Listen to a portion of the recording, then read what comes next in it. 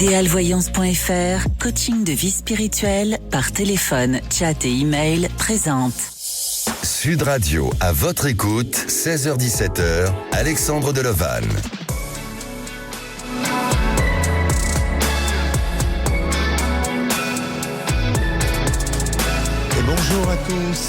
Bonjour à tous, ravi de vous retrouver. Êtes-vous prêts à ce que je vous accompagne jusqu'à 17h? J'espère que oui, sinon lâchez ce que vous êtes en train de faire et restez attentifs aux témoignages de nos auditeurs. Et si aujourd'hui on parlait aussi de l'estime de soi, avez-vous une bonne estime de vous-même? Ne soyez pas trop dur avec vous-même et venez en parler à l'antenne, c'est notre sujet du jour. Vous pouvez aussi poser toutes vos questions concernant votre devenir au 0826 300 300.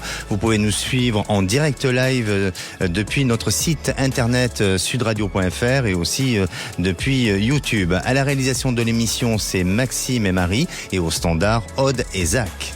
Sud Radio, à votre écoute, Alexandre Delevanne. Et l'estime de soi, c'est la conscience de la valeur du moi, c'est la perception que vous avez de vous-même, de votre sentiment d'avoir de l'importance et aussi de vous sentir unique. C'est en lien avec l'acceptation de soi, de l'amour propre et de l'authenticité envers soi, mais aussi le sentiment de compétence et l'attitude envers soi-même, car ça passe par le respect en ayant de la considération envers soi, envers ses valeurs, envers son caractère et sa dignité. Et d'ailleurs, est-ce que ma première auditrice Anne coche toutes les cases d'une bonne estime de soi? Bonjour Anne. Bonjour Alexandre. Bienvenue sur Sud Radio. Merci. Anne, vous avez 61 ans, vous êtes dans quelle profession, dans quel secteur de métier, pardon? Je suis déléguée médicale. D'accord. Et vous appelez de l'Occitanie. Oui. Alors, notre sujet du jour sur l'estime de soi, est-ce que vous considérez en avoir ou enfin suffisamment?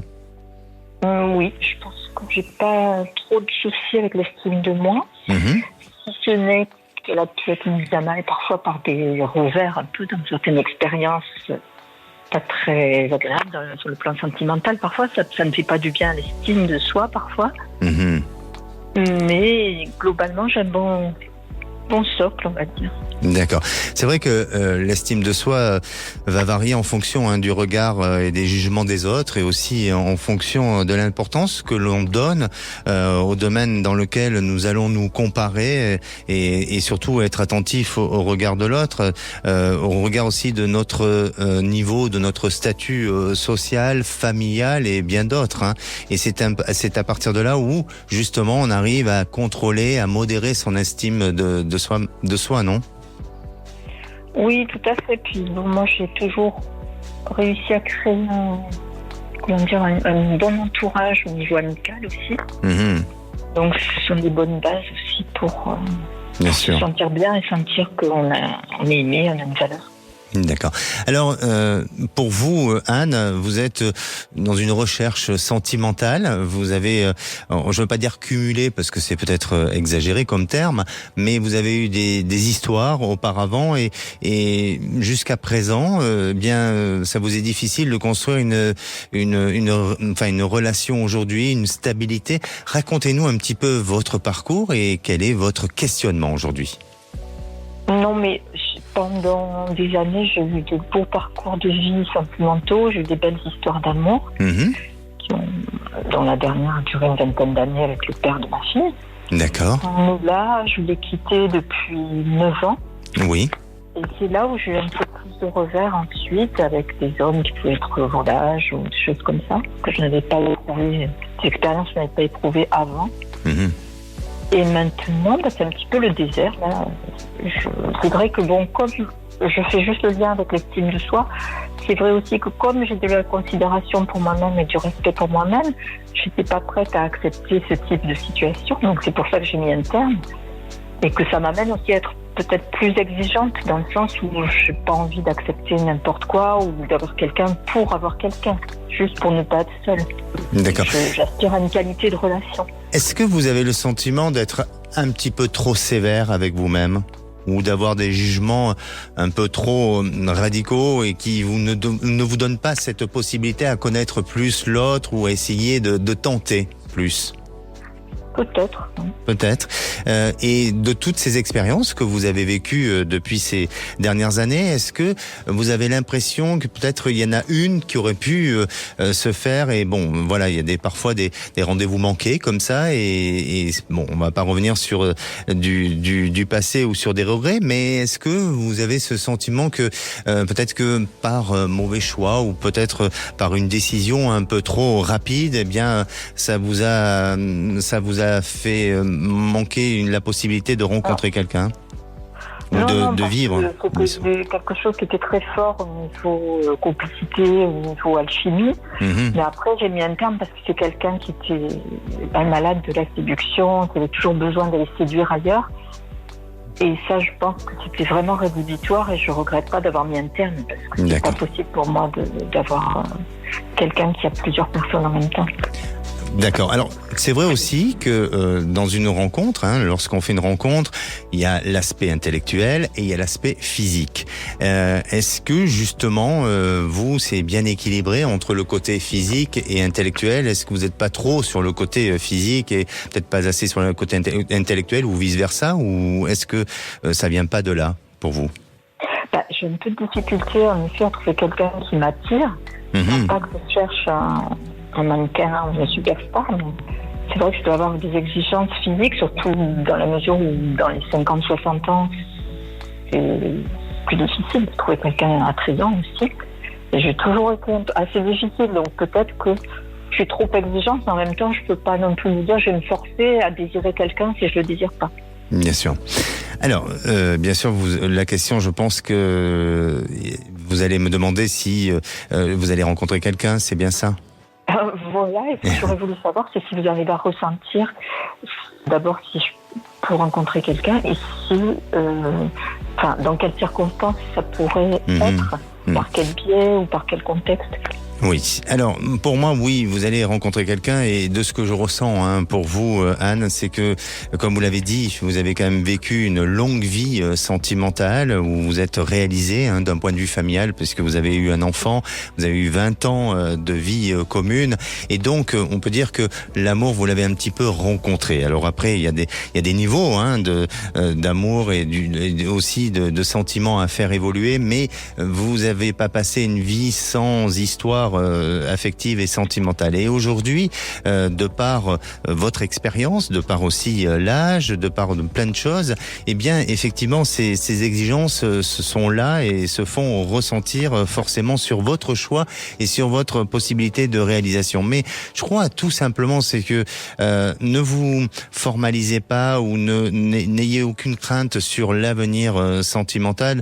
C'est tout simplement que vous n'avez pas été encore présente, ou en tous les cas n'avez pas encore été à ce moment-là où vous allez rencontrer cette personne. Donc vous n'avez rien raté, vous avez tout simplement vécu et tenté de vivre des expériences, et vous verrez que sur la période de l'été de cette année 2024, il y a un changement autour de votre entourage, une autre évolution pour vous qui progressivement vous emmène vers quelque chose de nouveau et vers plus la possibilité de rencontrer une belle personne, et surtout qui va vous correspondre, parce que des belles personnes on peut en rencontrer, mais après il faut qu'il y ait que ça soit complémentaire et qu'il y ait une compatibilité. Et oui, et ça va se faire, puisque à l'hiver prochain, pour moi, vous ne serez pas seul, et ça vous permettra de rencontrer quelqu'un par le biais d'un entourage, et aussi quelqu'un de marié ou qui a été marié et qui est en instance de divorce. Il n'est peut-être pas totalement séparé, mais là, il y aura cette possibilité de faire une jolie rencontre et puis d'envisager un avenir ensemble. D'accord. Il va falloir nous tenir au courant, Anne. Merci beaucoup. En tous les cas, ne perdez pas espoir, ne vous dévalorisez pas, ne vous jugez pas mal, continuez sur la voie dans laquelle vous êtes, et le bonheur est pour bientôt pour vous. Merci beaucoup, Alexandre. Merci, Anne. Allez, on se retrouve dans quelques minutes avec François, un grand fidèle de l'émission. Il est chauffeur routier. Actuellement, il subit un acharnement contre lui dans son travail. Comment sa situation va évoluer? On en parle juste après le temps d'une pause. Ne bougez pas. Sud Radio, à votre écoute, 16h-17h, Alexandre Delevanne. Et de retour sur Sud Radio, merci d'être à l'écoute de cette émission au programme l'estime de soi. Alors venez en parler ou poser tout simplement des questions concernant votre devenir. Je suis à votre écoute au 0826 300 300. Vous pouvez aussi réagir et poster vos commentaires sur le groupe à votre écoute sur Facebook. Et c'est le moment du saviez-vous. Le saviez-vous, l'estime de soi est composée de 3 notions. Celle de l'amour de soi, c'est s'aimer malgré ses défauts, ses limites et les échecs que l'on a eus, mais aussi la notion de la vision de soi, c'est le regard que l'on porte sur soi, le sentiment d'être utile et d'avoir de la valeur, et la dernière notion, celle de la confiance en soi, le sentiment qu'on peut se fier à soi afin de choisir et de réussir sa vie personnelle, professionnelle et sociale. Et si à présent on écoutait François. Bonjour François. Bonjour Alexandre. Bonjour, bienvenue sur Sud Radio. Bonjour. Alors, je crois que vous êtes un fidèle de Sud Radio et de l'émission aussi. C'est ce que j'ai eu comme information. Grand fidèle. Quand vous étiez en duo et encore maintenant. Bon, très bien. Ben, restez avec cette fidélité-là et on vous remercie, toute l'équipe de Sud Radio vous remercie. Alors, pour vous, est-ce que l'estime de soi est importante et est-ce que vous la travaillez bien, cette estime de soi? Alors, Alexandre, c'est un vaste sujet. Parce que je pense que l'estime de soi se construit déjà à l'adolescence. Exact. Avec la sphère familiale, avec les copains, des copines, pour évoluer dans la vie. Et des fois, dans la sphère familiale, ne l'apporte pas, cette estime de soi, à soi-même. Alors on la retrouve à l'école, on peut la retrouver aussi dans la sphère sportive. Parce que les éducateurs sont là pour vous amener votre confiance, votre acceptation et la vision de vous. Bien sûr. Et après, vous faites une propre identité. Et après, la vie fait que vous vous construisez et vous arrivez plus tard à avoir cette estime de soi quand vous êtes adulte. Bien sûr. L'estime de soi, c'est aussi cette connexion avec votre petite voix intérieure qui vous dit à un moment donné, je suis telle personne et je n'accepte pas qu'on puisse soit me parler de cette manière-là, je n'accepte pas de parler à une personne de cette manière-là.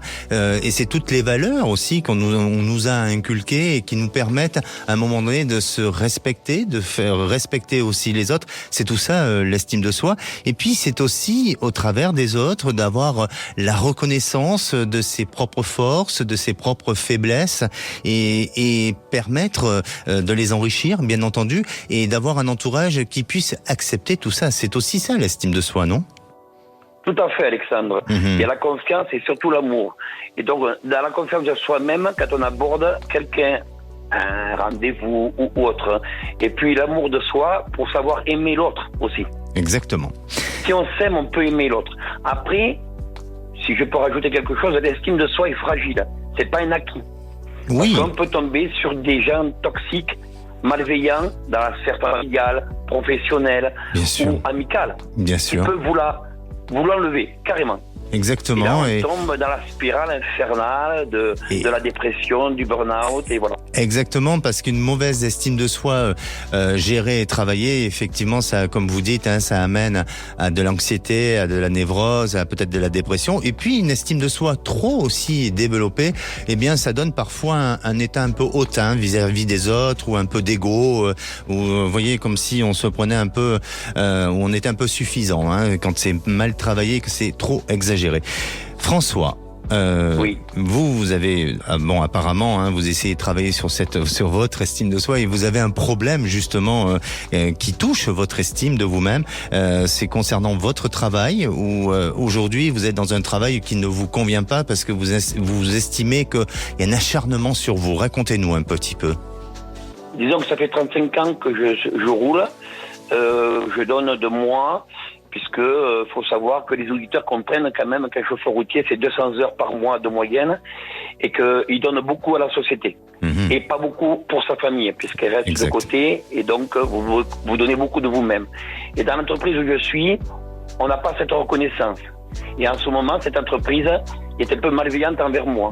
Et je souffre beaucoup depuis 1 an, 2 ans, où je sens cette oppression, où je suis le mâle blanc de plus de 50 ans qu'il faut faire partir. Et donc, j'en souffre au niveau maintenant de mon salaire, parce qu'on m'a diminué mon salaire, diminué mon taux horaire, mais sans mon avis, sans rien. Qu'est-ce qui justifie cette diminution et ces sanctions-là? Qu'est-ce qui justifie tout ça? Rien. Rien. Alors, j'ai pris, bien sûr, un défenseur du droit, hein. J'ai pris un avocat, je me suis expliqué, je me suis exprimé de tout ce que mon ressenti. Et le problème, c'est que ça touche maintenant ma sphère familiale, parce que je fais qu'en parler autour de moi, et justement, l'estime de soi est touchée. Mais et donc, évidemment, j'ai ma famille qui est avec moi, et qui m'aide, justement, à garder cette estime de soi et de rien lâcher. D'accord. Alors, quel est aujourd'hui votre projet, ou en tous les cas, votre décision face à cette situation qui vous emprisonne et qui vous enferme dans un malaise, dans un mal-être? Quelle est votre idée et quelle est votre question aujourd'hui, François? Alors, la question, elle est simple. Est-ce que je dois rester dans cette entreprise, où je reste? Ou sinon, parce que ce soir, j'ai un appel, je change d'entreprise, et là, je repars à nouveau, à repartir, à me réinvestir. Est-ce que ça va m'arriver? Voilà. Alors, bon, là je vais être un peu direct avec vous, mais par rapport à ce que vous venez d'évoquer, pourquoi se poser la question de rester dans l'entreprise? Sauf si effectivement vous arrivez à trouver des accords et que tout ça se réajuste. Mais au vu des éléments que vous apportez, ça me semble un petit peu difficile pour essayer de trouver un équilibre. Et ça, je sens que dans l'avenir, il y a une volonté de partir, de changer, d'aller vers une autre structure où là vous serez plus considéré et que ça vous permettra de reprendre confiance en vous et puis aussi d'être dans cette notion d'estime de vous-même. Et donc pour moi, il faut justement reprendre tous les éléments qui ne vont pas et essayer de faire en sorte de voir avec votre avocat pour justement replacer les choses et puis trouver une issue de sortie et vous permettre d'aller vers autre chose. Et je sens que oui, vous allez avoir une autre opportunité professionnelle. Ça va vous permettre de redémarrer vers quelque chose de complètement nouveau dans un secteur professionnel qui est assez similaire à celui dans lequel vous êtes aujourd'hui, mais en attendant avec d'autres conditions de travail. Et je crois même que vous allez gagner en avantage. Donc n'hésitez pas à avoir un regard curieux sur l'avenir, d'ouvrir l'horizon à d'autres possibilités, à d'autres recherches, et puis de prendre la décision au moment où vous sentez que les choses sont valables et sont très positives pour vous. Merci Alexandre. C'est assez rapide le changement ou il faut attendre un certain temps? Non, je pense que c'est assez rapide et c'est d'ici septembre 2024. Merci Alexandre. Merci à vous. N'hésitez pas à nous tenir au courant, François. Je ne manquerai pas, Alexandre. Bon courage à vous. Merci et merci pour vos bonnes paroles. Allez, à présent, si vous aussi vous vous posez des questions, qu'elles soient sentimentales, professionnelles ou bien sur d'autres sujets, un seul numéro, le 0826 300 300. On revient dans un instant avec Isabelle et ses doutes. Elle est en relation avec son ex et un homme en instance de divorce, mais elle doute toujours. Alors, on en parle dans quelques minutes. À tout de suite. Sud Radio, à votre écoute, 16h-17h, Alexandre Delevanne. Et de retour sur Sud Radio, bienvenue à tous ceux qui nous rejoignent pour cette deuxième partie. N'hésitez pas à vous connecter en direct depuis notre site internet sudradio.fr ou sur le live de YouTube et Dailymotion, mais surtout aussi télécharger notre application. Et si à présent vous voulez témoigner ou réagir dans l'émission de demain, le sujet sera sur la musicothérapie et c'est bien fait. Alors avez-vous déjà essayé cette technique? Venez en parler à l'antenne. Notre chère Aude au standard vous attend pour prendre tous vos appels au 0826 300 300. Et à présent, j'accueille Isabelle. Bonjour Isabelle. Bonjour Alexandre. Bienvenue sur Sud Radio, pardon, excusez-moi, je vais me sortir. Ça arrive, c'est les aléas du direct. Bon, très bien. Isabelle, vous avez 43 ans, vous êtes assistante administrative auprès de la direction et vous êtes de Aix-en-Provence, c'est bien ça? Oui, exactement. Alors, vous avez deux histoires. Déjà, on va parler un petit peu quand même de votre estime de soi. Est-ce que vous avez le sentiment d'avoir une bonne estime de vous-même? Alors ça dépend dans quel domaine. Dans la vie de tous les jours, on va dire que je connais mes valeurs. Oui. Mes qualités, mes valeurs, donc ça je doute pas. Je sais que je suis une personne ça. Et de l'autre côté, sur la question sentimentale, pas du tout. Pas du tout. Pas du tout. Ça me fait courir. Et oui, puisque justement c'est votre questionnement du jour. Et oui, votre problématique, c'est concernant vos deux relations sentimentales, ou en tous les cas les deux personnes. Et vous avez un ex, et vous avez aussi une personne qui est en instance de divorce, et ça vous perturbe l'esprit. Racontez-nous un petit peu ce qui s'est passé avec ces deux personnes-là. Ces deux personnes. Ben déjà, mon ex, ça va faire 5 ans qu'on s'est rencontrés. On a eu des histoires plus ou moins sérieuses en pointillés, avec beaucoup de messages, des nouvelles, tout ça. Chaque fois quand on se dit qu'on en laisse tomber, qu'il faut chacun qu'on fasse sa vie de son côté. Oui. Donc notamment, c'est arrivé fin octobre, où on s'est dit, là, il faut que chacun fasse sa vie, c'est plus possible, on a des projets différents. Et il m'a quand même renvoyé des messages pour les fêtes de fin d'année. Et puis là, on est encore en contact depuis 15 jours. Oui. Où il me dit que... Pardon. Non, allez-y. Ouais, où il me dit que à partir de la semaine prochaine, on devrait essayer de se voir pour voir s'il y a toujours quelque chose, une attirance, et éventuellement d'essayer une histoire sérieuse, pardon. Et en fonction, on verrait pour avancer, pour vraiment quelque chose de sérieux. Parce qu'on parle même d'emménager ensemble et de faire notre vie ensemble. Sauf que ce que j'y reproche, c'est qu'il est vraiment pas présent. D'accord. Donc moi, je dis que j'attends un peu ce jeu de séduction, des nouvelles. Et là, par exemple, depuis une semaine, j'ai pas du tout de nouvelles. D'accord. C'est silence radio. Et pourquoi vous avez... Pardonnez-moi. Oui. Pourquoi vous avez décidé d'arrêter cette histoire auparavant avec votre ex ? Parce que depuis le mois d'avril de l'année dernière, il me disait on se voit quand tout le temps devait se voir, et tout le temps, on se voyait jamais. J'avais soit pas de nouvelles, soit il reportait, soit il était pas motivé, enfin il y avait toujours un truc. Et à un moment, j'ai dit c'est plus possible. Enfin, j'ai l'impression qu'il me respectait pas et qu'il me menait en bateau. Mais est-ce qu'il avait une autre vie à côté, ou est-ce que tout simplement il donnait la priorité à ses activités professionnelles et à son entourage ? À son activité professionnelle. Il démarrait un boulot, il était entre deux, il essayait de se stabiliser, et voilà, la fatigue, la chaleur, la distance, parce qu'on n'était pas dans le même département. D'accord. Et qu'est-ce que vous attendez d'une relation sentimentale ? Une complicité, la communication, des nouvelles, montrer qu'il s'intéresse à moi, savoir si ça va bien, et inversement aussi. Et je pense que pour l'instant, on n'en est pas trop là. D'accord. Donc, avec cet homme, il n'y avait pas de possibilité de construction, de stabilité, de réalisation de projets futurs ensemble. C'était juste une histoire.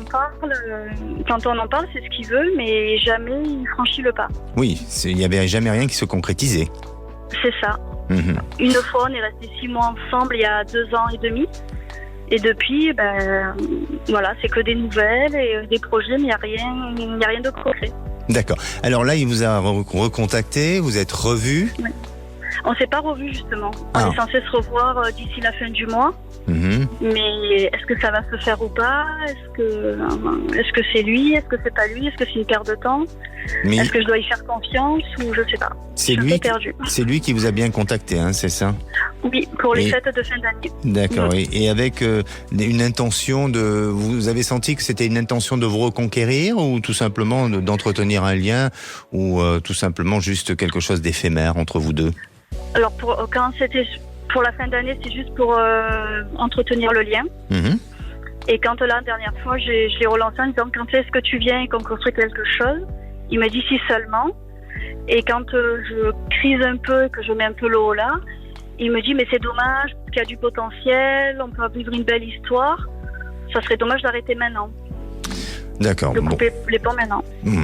J'ai vraiment le sentiment que c'est une histoire qui pourrait être simple et que tout est compliqué en fait. C'est ça.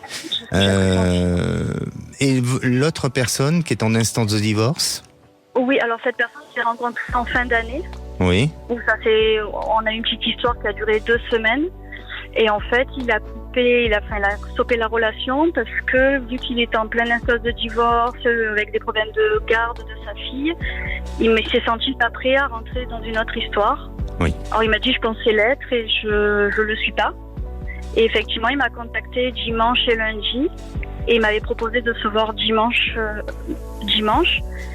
Et j'ai dit non parce que je pense que c'est juste pour la soirée, passer du bon temps et c'est pas ce que je recherche.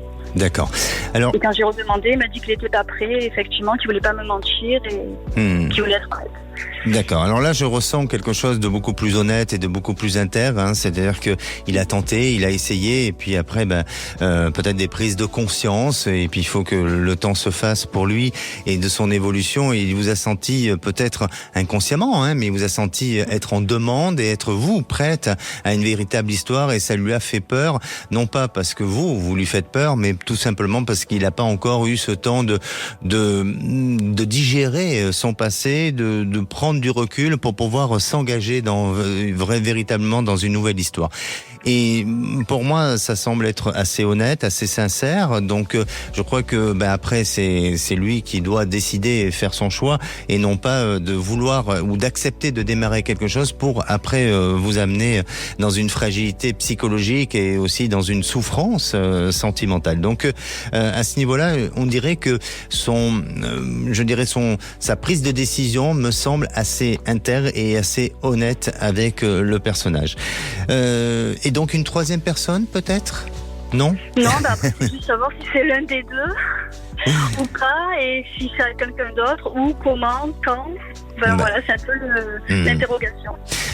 Pour moi, je pense que ce sera plus une troisième personne que l'un des deux. Sincèrement, parce que le premier est votre ex, voilà, vous le connaissez, vous savez comment il fonctionne, vous avez beaucoup attendu, vous avez espéré, vous avez tenté, vous avez essayé, et les résultats aujourd'hui ne sont pas très convaincants. Donc, je sens que là, il y a quelque chose qui est amené à peut-être à réfléchir et aussi à prendre du recul pour justement vous libérer et non pas faire en sorte que ça devienne des pensées obsessionnelles et qui vous empêchent d'avancer sur votre devenir sentimental. Donc pour moi, prenez du recul. Bien entendu, je veux pas influencer votre pensée. Faites en sorte de le voir comme c'est prévu. Mais attention de ne pas être dans cette notion encore d'espoir ou d'attente et puis vous retrouver à nouveau sans grande satisfaction. Et puis cet homme avec lui, en fait, c'est ça, c'est d'être en attente et pour pas grand chose au final. Oui, je pense que voilà, je veux pas dire qu'il trouve des prétextes, mais en tous les cas, je crois pas qu'il a envie de s'investir dans une véritable histoire. Alors est-ce qu'après c'est un problème de générosité, est-ce qu'après c'est un problème de sentiment ou autre, c'est à lui à vous le dire, mais en attendant, je ne vois pas un grand avenir avec cet homme. Ensuite, vis-à-vis de cet homme en instance de divorce, je vous l'ai dit, je pense qu'il a été honnête dans sa réponse, que voilà, il a essayé et il s'est laissé un peu rattraper peut-être par certains sentiments ou par d'autres et voilà. Et aujourd'hui, il est peut-être pas prêt. Alors peut-être qu'effectivement, il peut revenir à un moment donné un peu plus tard, mais en attendant, je le sens pas s'engager réellement dans une histoire et vis-à-vis de vous, garder peut-être un contact ou des contacts cordiaux ensemble, mais là aussi ne pas être dans cette notion d'espoir et d'attente. Et puis pour vous, Isabelle, il y a une autre réalisation sentimentale. Il y a une autre réalisation sentimentale qui viendra par le biais d'un entourage, et on dirait que c'est lié au fait que vous ayez autour de vous une personne, c'est une femme qui va vous présenter un homme qui est en rapport avec sa famille ou un lien familial. Et c'est à travers ce lien-là où vous avez cette capacité et cette possibilité d'avoir une affinité avec cette personne et de vous construire un avenir ensemble pour aller vers de beaux projets, puisque cette personne est en cours de réalisation soit d'une construction, d'habitation, de changement ou autre, et il cherchera inconsciemment, mais il cherchera aussi à vouloir installer une vie à deux, et vous serez peut-être la personne avec qui vous pourrez partager ce bonheur-là. D'accord. Et dans la durée, à peu près Alors, c'est difficile à vous dire, mais je pense que la durée, c'est à peu près entre à peu près 6 mois. Mais là, j'ai un peu de mal à vous dire le temps, mais dans moins d'1 an, ça c'est sûr. D'accord ? D'accord. Ok. Bon, ben, c'est parfait. Merci On croise les doigts. Isabelle, prenez soin de vous et puis surtout Merci beaucoup. et détachez-vous, éliminez tout ce qui vous semble toxique ou qui vous bloque hein, et allez vers l'avant. C'est ce que D'accord. j'essaye de faire justement, c'est un peu l'état d'esprit du moment, c'est me détacher, ne plus être en attente et essayer d'avancer. Parfait. Parfait. N'hésitez merci pas à nous beaucoup tenir au pour tous ces courant. conseils. Merci, avec prenez volontiers. soin de vous. Merci, bonne journée, au revoir. Merci. Et avant de retrouver notre prochaine auditrice Sonia, je vais vous donner les conseils pour renforcer l'estime de soi. Alors, dans un premier temps, affrontez la réalité en ne vous laissant pas influencer par une petite voix intérieure qui vous dévalorise et qui n'est que l'expression d'une faible estime de soi. Changez d'histoire en racontant ce qui vous arrive sans vous donner une image de victime malchanceuse. Acceptez les compliments, félicitez-vous pour vos succès, même petits ou grands, et remplacez vos pensées toxiques par des pensées positives. Faites de l'exercice physique, courir, marcher, nager, danser. Les activités créatives et sportives procurent un sentiment positif, un sentiment de puissance, de maîtrise qui renforce aussi l'estime de soi. Aider les autres, c'est se sentir utile, favoriser une bonne estime de soi. Et il est toujours gratifiant de constater que nos gestes d'empathie, de réconfort, d'aide soulagent beaucoup l'environnement et les individus. Pardonnez-vous, ne portez pas le poids du passé, vous vous sentirez plus légitime au regard des autres. Et ce que je dis toujours et très souvent, prenez soin de vous et aimez-vous. Et la parole est à Sonia. Bonjour Sonia. Bonjour Alexandre. Bienvenue sur Sud Radio. Merci. Alors Sonia, vous nous appelez de l'Ariège, Oui. Vous travaillez en crèche et vous nous avez appelé il y a quelque temps concernant votre fils. Oui, tout à fait. Et aujourd'hui, vous nous rappelez pour votre fils. Voilà. Toujours et encore. Toujours et encore. Alors vous avez été inquiète, hein, comme souvent des mamans sont inquiètes pour leur enfant, mais plus particulièrement pour lui parce que il était dans un passage un peu à vide et je crois qu'il s'est même déscolarisé, c'est-à-dire qu'à un moment donné il a refusé de continuer l'engagement scolaire dans lequel il était et ça vous a fait très peur. Racontez-nous un petit peu et puis surtout aujourd'hui qu'est-ce qu'il devient votre fils ? Alors bon, il a été déscolarisé, enfin il s'est déscolarisé ça fait quelques années maintenant, c'était au moment du confinement. Donc ça a été très dur à vivre. Il a tenté quelques expériences professionnelles qui n'ont pas abouti et puis il a sombré dans la colère, dans justement un gros problème d'estime de soi. Oui. Et avec beaucoup de violence en lui, pas de reconnaissance, un parcours compliqué qui fait que en fait la violence elle se tournait contre nous et puis plus le temps passait, moins il sortait, moins il se sociabilisait et puis voilà quoi. Et puis il est à la maison depuis un moment maintenant. D'accord. Et il n'arrive pas. Alors, à avancer, quoi. Sonia, quand vous parlez de cette violence, des choses sur lesquelles il n'arrivait pas justement à lâcher avec ça, est-ce qu'il n'y avait pas un problème dans la famille, c'est-à-dire vous, les parents, de communication avec votre fils ? C'est-à-dire qu'à un moment donné, peut-être qu'avec le papa et avec vous, vous n'étiez peut-être pas sur la même longueur de communication et lui, il était enfermé dans son mode de pensée et vous dans un autre mode de pensée. Et je pense que vous l'avez fait pour essayer de l'aider et aussi de le protéger pour de bonnes actions et de bonnes choses. Mais est-ce que ça n'allait pas à l'encontre de sa manière à lui de penser ? Et justement, ça a fait un effet contraire et ça l'a amené à être un peu dans un mutisme et dans une réaction d'opposition. Non, c'est possible, c'est tout à fait possible. C'est vrai que la communication est très compliquée, peut-être plus simple avec moi, peut-être. Avec son père, c'est très très compliqué, très conflictuel. Et pourtant, ils se ressemblent beaucoup, mais je pense que c'est aussi ce qui rajoute de la colère à la colère. Et oui, effectivement, peut-être qu'on arrive un peu mieux à communiquer maintenant, en tout cas lui et moi, mais c'est pas facile, oui. C'est pas facile. Et il en souffre aussi, bien sûr. Exactement. Et son papa se réalise bien dans la vie professionnelle ? Enfin, votre mari, tout simplement ? Oui. disons que... Il est épanoui? Oui. Il est...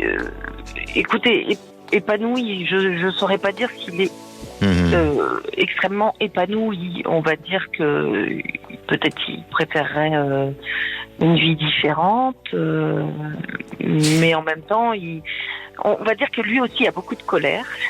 Il se plaint beaucoup. Mais je vous parle de ça.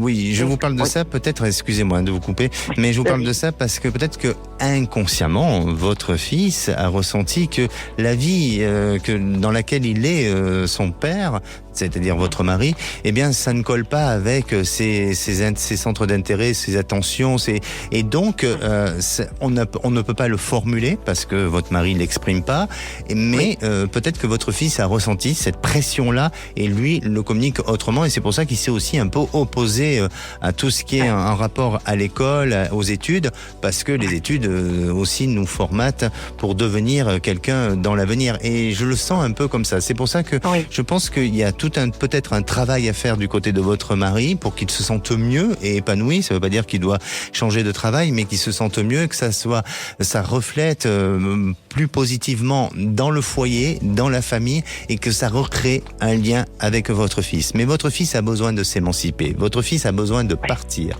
Et c'est à partir de là où là les choses vont pouvoir se mettre en place. Donc, y a-t-il des opportunités avec l'étranger, avec d'autres choses comme ça pour lui? Oui, enfin des opportunités, non, il n'a pas d'opportunités précises, mais disons que moi je l'encourage à partir et il le souhaite. Là, depuis peu de temps, depuis quelques temps, il parle de partir aux États-Unis ou au Canada. Enfin, il est dans cette... alors, il faut l'accompagner. Il faut l'accompagner. Et voilà, totalement. Je pense qu'il faut l'accompagner, il faut pas avoir peur, même si c'est un pays étranger, parce que dans les pays étrangers, surtout un autre continent et une autre culture, il y a toujours des risques, mais de toute façon, vous savez, que vous soyez dans une ville en France ou dans une autre, il y a aussi autant de risques. Donc voilà, mais je crois qu'il a besoin de se responsabiliser, il a besoin de se retrouver face à l'inconnu pour justement être dans le dépassement de soi, et il ne l'est pas aujourd'hui. Donc pour moi, je l'encouragerai et je vous encouragerai à l'accompagner vers un objectif, parce que ce qui est important dans la vie, c'est d'avoir des objectifs. Sans objectif, on n'avance pas, vers un objectif, et notamment avec l'étranger, et je pense que c'est ce qui va se passer. Et d'ailleurs, Sonia, je vais vous demander de nous rappeler, d'ici le mois de juin, pour voir quelle a été la décision que vous avez pu prendre ensemble et comment il évolue, parce que ça serait intéressant de voir un petit peu comment il va dans cette évolution-là. D'accord ? D'accord. Mais vous le voyez partir là, bientôt, ou est-ce que... Alors, je pense que c'est pour la rentrée, à partir de septembre de cette rentrée-là. Septembre de cette rentrée, et à l'étranger. Et à l'étranger. Je sens qu'il y a quelque chose qui se met en place pour lui à l'étranger. D'accord ? Ok. Merci bien. Sonia pour votre témoignage. Merci à vous. Et prenez soin de vous. Merci, vous aussi. Au revoir, Merci. Alexandre. Et vous avez sûrement besoin de mon ressenti, d'être accompagné dans votre évolution de vie. Je suis à votre écoute. Vous souhaitez participer à notre sujet de demain sur les bienfaits de la musicothérapie. L'antenne est libre pour vous, chers auditeurs. Je suis toujours là au 0826 300 300. Allez, on se retrouve dans quelques minutes. Le temps d'une pause. À tout de suite. Sud Radio, à votre écoute, 16h-17h, Alexandre Deloval. Et de retour sur Sud Radio pour cette dernière partie avant de retrouver Les Vraies Voix présentées par Philippe David et Cécile de Minibus. Il vous reste quelques petites minutes pour passer à l'antenne de l'émission À votre écoute. Et la parole est à Stéphane. Bonjour Stéphane. Bonjour Alexandre. Bienvenue sur Sud Radio. Merci à vous de me recevoir. Mais c'est avec grand plaisir. Alors Stéphane, vous êtes de Toulouse, vous avez 54 ans, c'est ça ? Oui, c'est ça, tout à fait. Et aujourd'hui, vous posez des questions sur votre avenir sentimental. Vous avez une idylle, vous avez vécu une idylle avec une personne et il y a eu une rupture ces derniers jours. Racontez-nous un petit peu.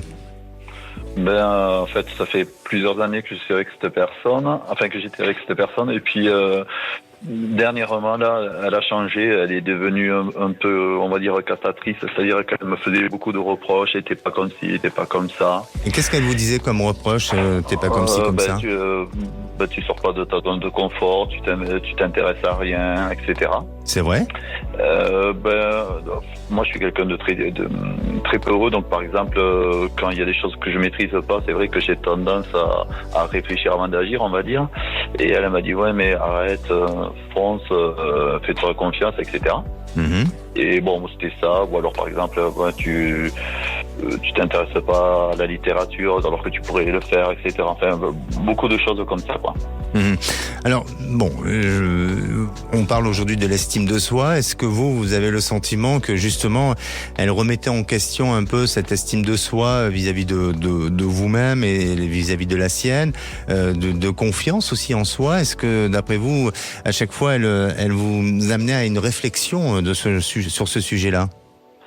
En fait, par rapport à la confiance en moi, je pense que je progresse tous les jours parce que je me fixe des objectifs et quand je les atteins, ça m'a fait du bien. Mm-hmm. Et elle, si vous voulez, justement, c'était par exemple si on faisait une activité où je maîtrise pas bien le truc, elle me disait mais tu vois, cette personne, ton copain, lui, il y arrive parce qu'il a le don, il est truc, toi tu l'as pas. Alors donc chaque fois, c'était un peu castrateur. Oui.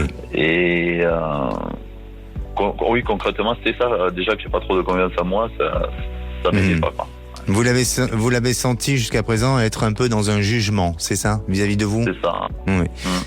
Et donc, il y a eu une séparation? Oui. C'est vous qui avez souhaité cette séparation ou c'est elle? Oui, en fait, c'était le trop plein d'avoir des reproches. Donc je me suis dit, à un moment, il faut que je m'éloigne de tous ces reproches et pour moi, quoi, pour mon bien-être, quoi. Voilà. Oui. D'accord. Et aujourd'hui, est-ce que vous regrettez? Je passe encore souvent à elle parce que à part ça, on était bien. Mais peut-être qu'aujourd'hui, je me dis que de plus avoir ces reproches, justement, mon estime de soi va repartir de plus belle, quoi. Bien sûr. C'est pour ça. Je pense qu'il est encore tôt, parce que ça fait seulement 15 jours, c'est ça, cette séparation. Oui, 3 semaines. 3 semaines, voilà. Donc, il faut encore un peu de temps avant de digérer, d'accepter, d'intégrer cette rupture et cette séparation. Mais effectivement, dans ce qu'elle vous reprochait, elle a peut-être voulu que vous soyez un autre homme et il y a des choses sur lesquelles vous avez vos forces, vos faiblesses, comme je disais tout à l'heure. Et c'est bien de les améliorer, mais après, vous avez votre personnalité, votre caractère et on peut pas tout changer sur une personne ou on peut pas attendre de tout d'une personne. Mais il faut accepter aussi comme l'autre et je crois qu'elle a du mal à intégrer ça. Alors est-ce que c'est parce qu'autour d'elle il y a des valeurs de jugement qui la poussent à être comme ça et peut-être c'est ça qui aussi l'a amené à être dans cette prise de décision. Mais soyez... Alors, je pense, je me permets, c'est que comme c'est quelqu'un de très talentueux dans tous les domaines, je pense qu'elle pouvait pas comprendre que moi je sois entre guillemets à la ramasse derrière, par exemple. Vous voyez, elle comprend pas que moi j'ai besoin de. Vous êtes différent. Vous êtes différent. Vous n'étiez pas plus à la ramasse que certaines personnes, mais vous êtes différent et qu'il faut vous fonctionnez autrement et différemment. Mais ce que je veux dire, c'est que vous allez avoir un rebondissement et pour moi, vous allez avoir une rencontre d'ici cet été, une nouvelle rencontre qui va vous permettre de retrouver un équilibre et peut-être d'une personne qui va être un peu plus bienveillante et vous permettre de vous comprendre et d'avancer ensemble. D'accord. N'hésitez pas à nous tenir au courant. Mais oui, ça sera fait. Merci à vous. Passez une bonne fin de journée. Merci. Et pour conclure, je dirais, l'estime de soi, c'est aussi la relation que nous entretenons avec nous-mêmes. Allez, on se donne rendez-vous demain. Notre sujet du jour sera sur les bienfaits de la musicothérapie. Et je vous souhaite une bonne fin de journée. La place est au Vrai-Bois. Bonsoir Philippe David. Bonsoir Alexandre Delovan. Le menu des Vrais-Voix, évidemment, vu l'actu, il va être très politique à 17h30. En excluant de revenir au gouvernement, François Bayrou, président du Modem, provoque l'agitation. Il a dénoncé, je cite, une démarche d'humiliation. Notre question qui se pose tout de suite... Attendez, parce qu'il y a une erreur sur le teasing. Il y a une erreur de question. Bayrou, est-ce un caprice ou un désaccord sur le fond? Est-ce que pour vous, il a fait un caprice en disant, écoutez, je vais me faire un communiqué à l'AFP parce que je suis pas au gouvernement, on m'a pas donné le poste que je voulais? Ou est-ce que c'est vraiment par un désaccord de fond? Venez nous le dire au 0826 300 300. À 18h35, le coup de projecteur des vraies voix. Remaniement, le gouvernement de Gabriel Attal a-t-il perdu toute crédibilité, puisque il était déjà avec une majorité relative à l'Assemblée, et un des trois partis est en pleine crise, puisque au Modem, on contredit le président fondateur du parti. Alors est-ce que pour vous, le gouvernement de Gabriel Attal a perdu toute crédibilité? On n'a toujours pas le remaniement, 30 jours après la nomination du Premier ministre. Venez nous donner votre avis au 0826 300 300. Nos trois éditorialistes du jour, Philippe Bilger, Françoise Degois, Sébastien Ménard. Bonne émission. Sud Radio, à votre écoute, 16h-17h, Alexandre Delovan. Avec idéalvoyance.fr, coaching de vie spirituelle par téléphone, chat et email.